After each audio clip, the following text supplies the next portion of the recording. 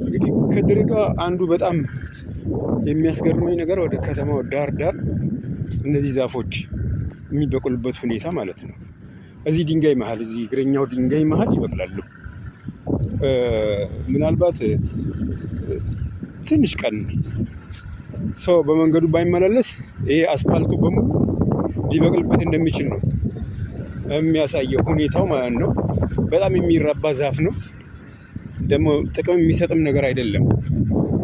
በቃ ዝም ብሎ አረም ነገር ነው። እንግዲህ ተመልከቱ፣ የእግረኛ መንገድ መሀል እንግዲህ መብቀል ማለት ምን ማለት ነው? ምን አይነት ተፈጥሮ ነው ይሄ?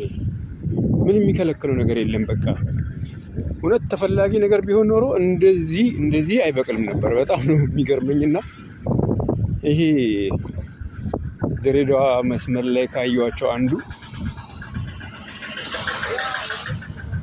ወይም ደግሞ እዚህ አፋርና እንዲህ በሶማሌ ክልል አካባቢ ካየሁት ከታዘብኩት አንዱ ይሄ ዛፍ ነው።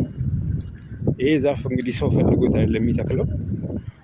የትም ቦታ ስትረግጡ ታገኛላችሁ። በቃ በዚህ ክልል የትም ቦታ ይኸው እንግዲህ የእግረኛውን መንገድ እየተመለከታችሁት ነው።